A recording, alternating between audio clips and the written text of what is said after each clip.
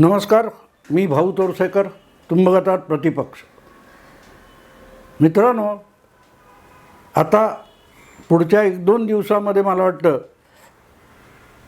पहिल्या फेरीत जे मतदान व्हायचं आहे लोकसभा 2024चं, त्या पहिल्या फेरीतल्या मतदानासाठी जे उमेदवार लढणार आहेत त्यांच्यासाठी अर्ज भरायची मुदत संपणार आहे.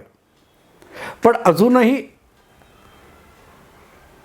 काँग्रेस आणि त्यांनी बनवलेली इंडी आघाडी यांच्यातल्या जागा वाटपाचा कुठे पत्ता नाही आहे, उमेदवारांचा पत्ता नाही आहे, एक काही किरकोळ सोडले तर. आणि त्यामुळे या निवडणुकीमध्ये पंतप्रधान नरेंद्र मोदी किंवा भारतीय जनता पक्ष यांच्याशी पूर्ण ताकदीनिशी लढाई करण्याच्या अवस्थेमध्ये काँग्रेस पक्ष आहे असं वाटत नाही. एक गोष्ट मान्य करायला पाहिजे की आपण मोदींना आणि भाजपला हरवून सत्तेपर्यंत पोहोचू हा आत्मविश्वास आज काँग्रेस पक्षाने गमावलेला आहे. ही गोष्ट सरळ आहे आणि म्हणूनच कुठचाही पंतप्रधान पदाचा चेहरा समोर ठेवण्याची त्यांनी हिंमत केलेली नाही. पण या सगळ्या दुर्दशेला एकट्या राहुल गांधींना जबाबदार धरलं जातं तेव्हा वाईट वाटतं. कारण राहुल गांधी हे गेल्या 2 लोकसभा निवडणुकीत काँग्रेस पक्षाचं नेतृत्व करत होते आणि त्यांच्यामुळेच किंवा त्यांच्या नेतृत्वामुळे लागोपाठ 2 लोकसभा निवडणुकांमध्ये काँग्रेसचा लज्जास्पद पराभव झाला. हे कोणी समजावून सांगण्याची गरज नाही. 44 आणि 52 इतक्या कमी जागा काँग्रेस पक्षाला इतिहासात मिळाल्या नव्हत्या. किंबहुना काँग्रेस पक्षाची गेल्या 75 वर्षामध्ये लोकसभा निवडणुकीत कितीही घसरण झाली तरीही 100पेक्षा कमी जागा काँग्रेस पक्षाला कधीच मिळाल्या नव्हत्या. अगदी इंदिरा गांधींचा 1977च्या आणीबाणीनंतरच्या निवडणुकीत पराभव झाला. संपूर्ण काँग्रेस पक्ष वैफल्यग्रस्त होऊन गेला होता, निराशाग्रस्त होऊन गेला होता. तरीसुद्धा काँग्रेस पक्षाला मला आठवतं त्याप्रमाणे 170-155 अशा काहीतरी जागा मिळालेल्या होत्या. अगदी पराभूत होऊन त्यानंतरची गोष्ट, राजीव गांधी यांच्या नेतृत्वाखाली काँग्रेस पक्षाचा 1989च्या लोकसभा निवडणुकीत लज्जास्पद पराभव झाला असं म्हटलं गेलं तरीही त्यांना माझ्या अंदाजाने 197-98 लोकसभेच्या जागा मिळाल्या होत्या. कुठल्याच पक्षाला बहुमत मिळालं नव्हतं. किंबहुना 1989 पासून 2014पर्यंत कुठलाही एक पक्ष किंवा कुठलीही एक आघाडी लोकसभा निवडणुकीत बहुमताचा पल्ला गाठू शकली नव्हती. त्यानंतरची गोष्ट आपण काढली तर 1996 साली राजीव गांधी नेतृत्व करत होते आणि अर्ध्या निवडणुकीत त्यांच्यावर घातपाती हल्ला होऊन त्यांचं निधन झालं. तेव्हासुद्धा 225च्या आसपास काँग्रेसला जागा मिळाल्या होत्या. 1996 साली लोकसभेच्या निवडणुकीत काँग्रेस पक्षाला नरसिंह राव यांच्या नेतृत्वाखाली 140 जागा मिळाल्या होत्या आणि पहिल्यांदा भारतीय जनता पक्ष लोकसभेतला सर्वात मोठा पक्ष पण बहुमताचा पक्ष झाला नव्हता. त्यानंतर 1998 साली काँग्रेस पक्षाचं नेतृत्व सीताराम केसरी करत होते आणि त्या निवडणुकीत पहिल्यांदा सोनिया गांधी प्रचारासाठी घराबाहेर पडल्या. तेव्हासुद्धा काँग्रेस पक्षाला किती जागा मिळाल्या होत्या? 140-41 जागा मिळाल्या होत्या. 99 साली काँग्रेसचं अध्यक्षपद सोनिया गांधींनी स्वतःकडे घेतलं होतं. तेव्हासुद्धा काँग्रेसचा दारुण पराभव झाला म्हटलं गेलं तरीही काँग्रेसला 112 जागा मिळाल्या होत्या. त्यामुळे स्वातंत्र्योत्तर काळात ज्या लोकसभा निवडणुका झाल्या त्या लोकसभा निवडणुकांमध्ये कधीही काँग्रेस पक्षाला 100पेक्षा कमी जागा मिळाल्या नव्हत्या. कुठलाही काँग्रेसचा अध्यक्ष असो, कुठलाही पंतप्रधान पदाचा चेहरा असो, काँग्रेस पक्षाला कधीही 100पेक्षा खाली खासदार लोकसभेतले मिळाले नव्हते. शतकपूर्ती काँग्रेस प्रत्येक वेळेला कमीत कमी करत राहिली. पण राहुल गांधींच्या नेतृत्वाखाली 2014मध्ये अर्धशतकाचा पल्लासुद्धा काँग्रेस पक्षाला गाठता आला नाही आणि 5 वर्षानंतर कसाबसा अर्धशतकाचा पल्ला पार करून काँग्रेस पक्ष 52 लोकसभेत खासदार निवडून आणू शकला. इतकी लज्जास्पद अवस्था ज्या राहुल गांधींच्या नेतृत्वाखाली झाली, ते या सगळ्या परिस्थितीला जबाबदार असताना सुद्धा जर काँग्रेस पक्षाच्या कोणा नेत्याची राहुल गांधींना बाजूला करायची हिंमत होत नसेल किंवा बाजूला करण्याची मागणी करण्याची हिंमत नसेल, तर काँग्रेस पक्षाला भवितव्य नाही. हे राहुल गांधी पक्षाचे अध्यक्ष झाल्यापासून किंवा सर्वोच्च नेते झाल्यापासून हे सिद्ध झालेलं होतं की काँग्रेस पक्षाला आता भवितव्य नाही.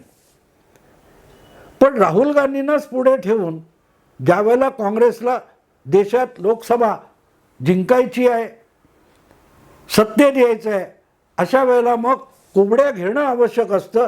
आणि म्हणून मग भाजप विरोधात असलेल्या इतर पक्षांच्या कुबड्या घेऊन काँग्रेस पक्षाला वाटचाल करावी लागते आहे.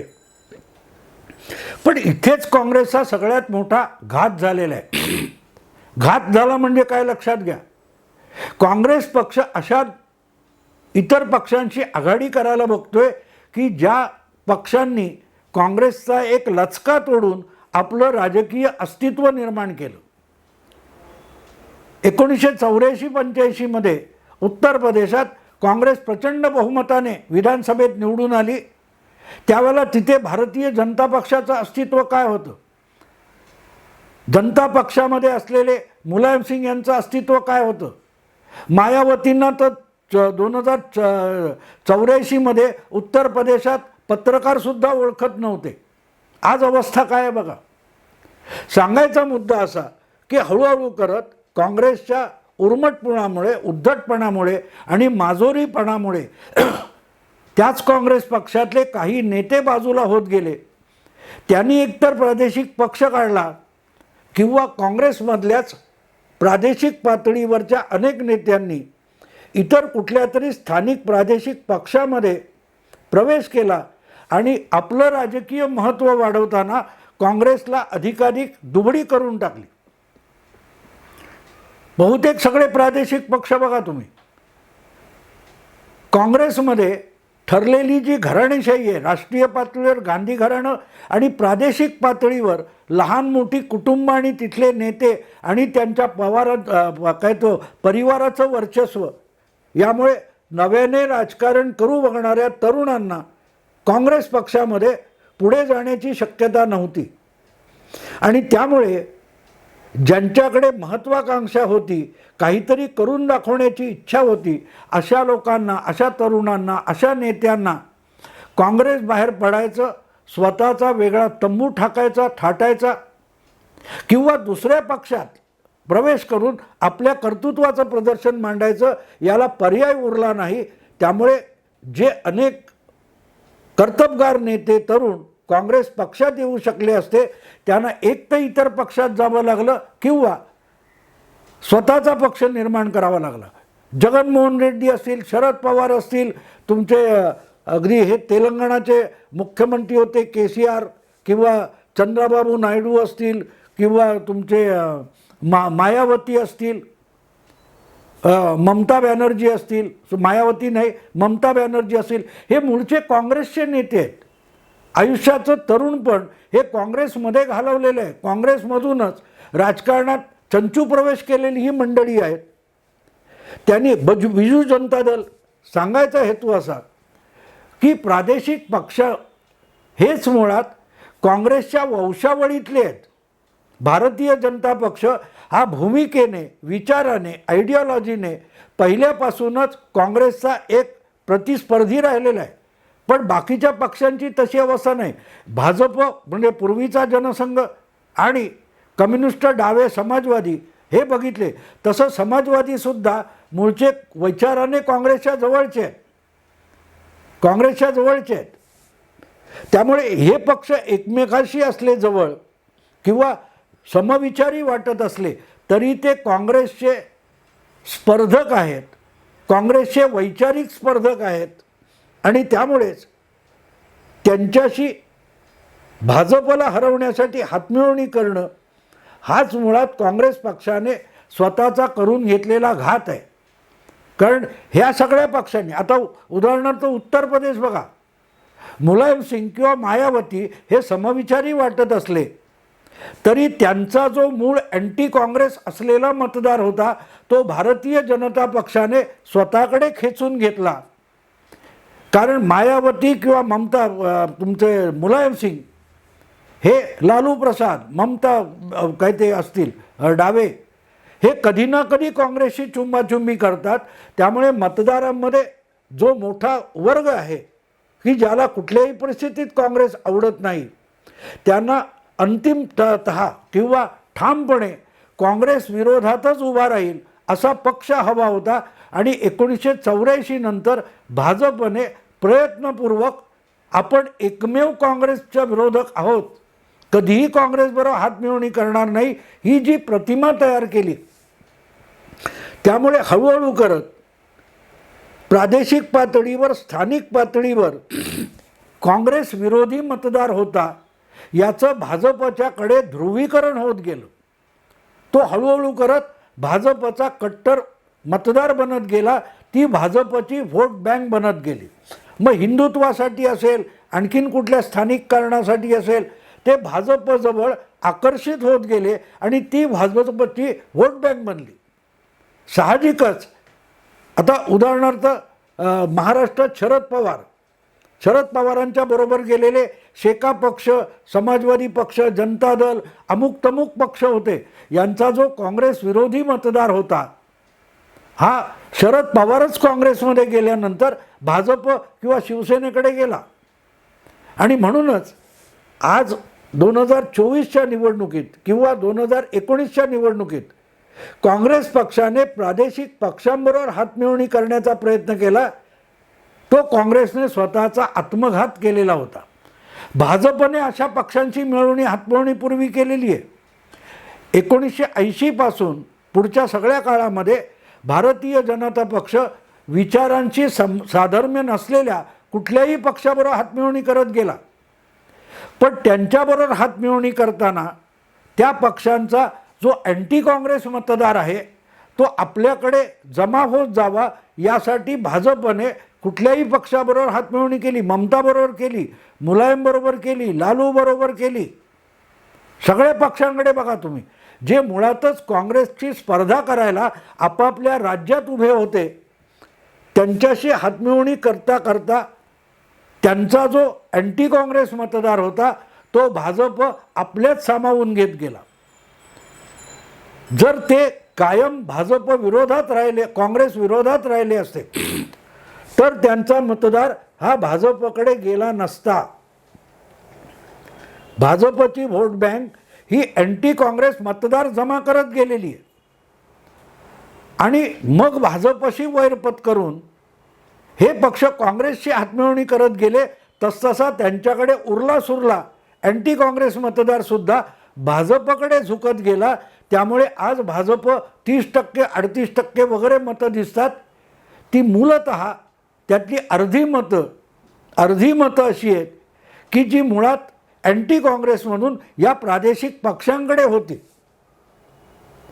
आणि म्हणूनच 2024च्या निवडणुकीत इंडी आघाडी बनवताना याच प्रादेशिक पक्षांची काँग्रेस हातमिळवणी करायला गेला, तेव्हा काँग्रेस एक विसरलं की त्या राज्यापुरता तो पक्ष हा काँग्रेसचा एक प्रतिस्पर्धी आहे. भाजप आहे पण काँग्रेससुद्धा प्रतिस्पर्धी आहे ना.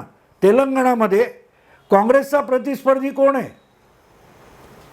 KRS, आपला काय तो TRS.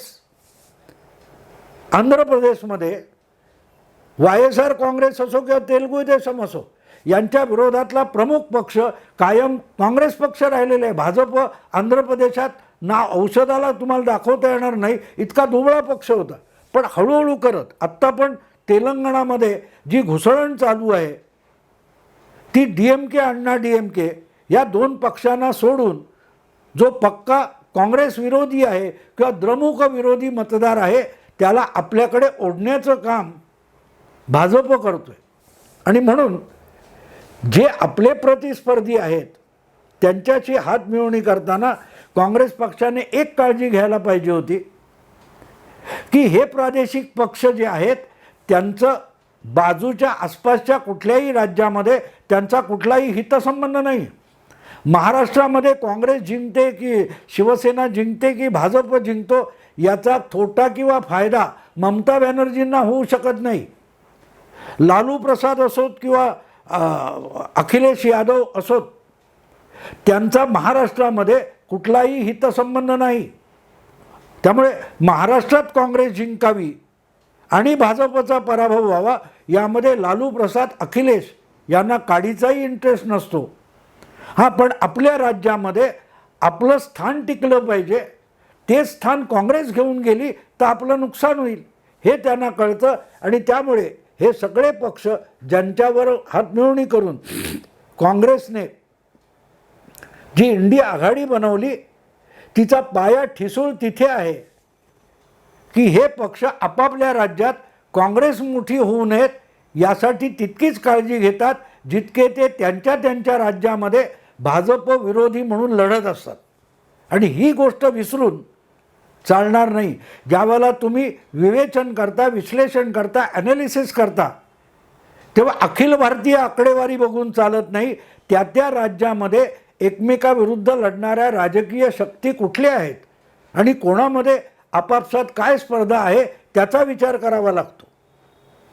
तेलंगणामध्ये भाजप कधी TRSच्या स्पर्धेत तसा नव्हता, दुर्मिळ होता, दुबळा होता.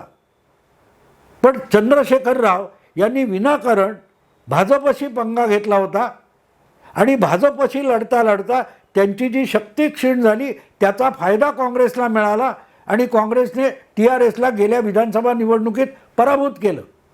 तेच तेलंगणामध्ये तेलगू देसमचं 2019मध्ये झालं.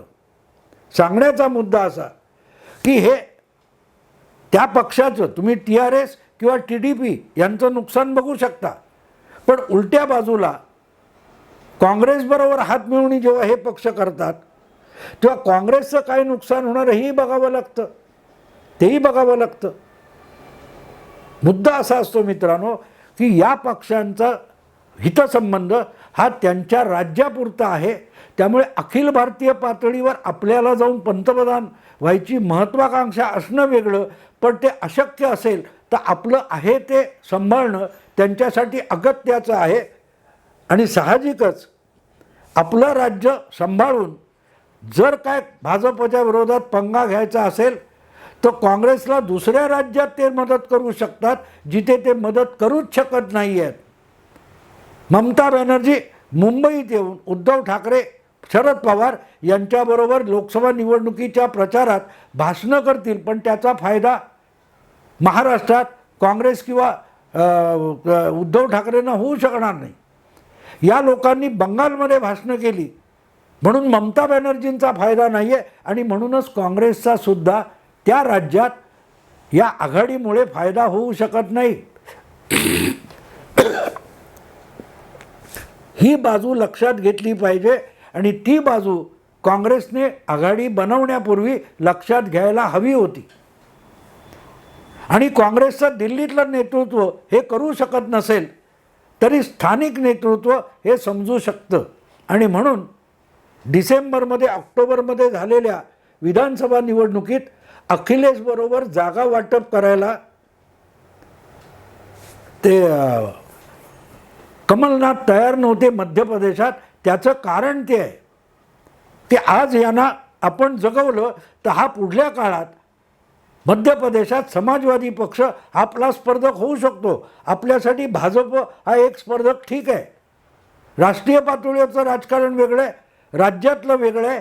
हे ओळखूनच कमलनाथ यांनी इंडी आघाडीची भोपाळची बैठक होऊच दिली नाही, परस्पर रद्द करून टाकली. त्यामुळे राज्यातल्या आपल्या स्पर्धकांबरोबर इंडी आघाडी बनवायची ऑल इंडिया हे जे काय चुकीचं पाऊल काँग्रेसने उचललं, त्याची किंमत काँग्रेस पक्षाला लोकसभा निवडणुकीत आता लवकरच मोजावी लागेल. काँग्रेसने स्थानिक पक्षांबरोबर जी आघाडी बनवली त्याची फार मोठी किंमत मोजावी लागेल. कारण सरळ आहे मित्रांनो, त्या पक्षांना आपल्या राज्यातला पाया काँग्रेसमुळे खणला जाऊ नये याची भीती आहे.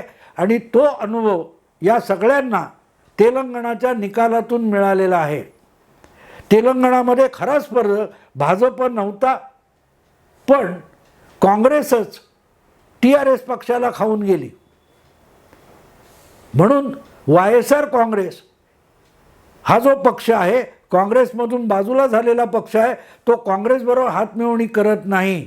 ममता काँग्रेसबरोबर बंगालमध्ये हातमिळवणी करत नाही, पण काँग्रेसला ते करायचं आहे. तर काँग्रेस तिथे नाही पण इतर राज्यात हे करून बसले. तिथे काँग्रेसला फार मोठी किंमत मोजावी लागेल. कारण हे प्रादेशिक पक्षांचे नेते आपल्या राज्याविषयी पॉझिटिव्ह आहेत आणि तिथली काँग्रेस वाढू नये यासाठी काँग्रेसची पाळंमुळं त्या राज्यात खणून काढल्याशिवाय राहणार नाहीत. महाराष्ट्रात काँग्रेसबरोबर आघाडी करून शरद पवारांनी काँग्रेसचं जितकं नुकसान केलं तेवढं शिवसेना किंवा भाजप युतीने केलं नाही. हे आपल्या डोळ्यासमोरचं उदाहरण आहे. मुद्दा इतकाच मित्रांनो, 2024च्या लोकसभा निवडणुकांना सामोरं जाताना ज्या राज्यामध्ये आपली आणि काँग्रेसची थेट लढत आहे, राजस्थान आहे, गुजरात आहे, मध्य प्रदेश आहे, छत्तीसगड आहे, कर्नाटक आहे, अशा राज्यामध्ये भाजपशी थेट लढताना काँग्रेस फार मोठा पल्ला गाठू शकली असती. पण ज्या राज्यात आपण दुबळे आहोत तिथे आघाडी करण्यात काँग्रेसने जो वेळ घालवला आहे आणि आपलं बलस्थान ज्या ज्या राज्यामध्ये आहे, जिथे तिसरा पक्ष नाही तिथे लक्ष देण्याकडे काँग्रेसने हेळसांड केली. तिथेच काँग्रेसने आपला घात करून घेतला आहे. मला वाटते यापूर्वी सांगितलेलं आहे 190च्या आसपास जागा अशा आहेत की जिथे काँग्रेस आणि भाजप यांची डायरेक्ट टक्कर आहे, स्ट्रेट फाईट आहे. तिथे लक्ष घातलं असतं तरी काँग्रेसला फार मोठं यश मिळालं असतं. पण इंडी आघाडी बनवण्यात केंद्रीय नेतृत्वाने जो वेळ घालवला किंवा ऑल इंडिया राहुल गांधींची इमेज बनवण्यासाठी पदयात्रेमध्ये आपला शक्तिक्षय करून घेतला, तो काँग्रेसने स्वतःचा घात करून घेतला. इंडी आघाडी बनवणं हा काँग्रेसने स्वतःचा आत्मघात करून घेतला. एवढंच सत्य आहे. आत्ता इथेच सांगतो. आवडलं लाईक करा, शेअर करा, सबस्क्राईब करा. नमस्कार.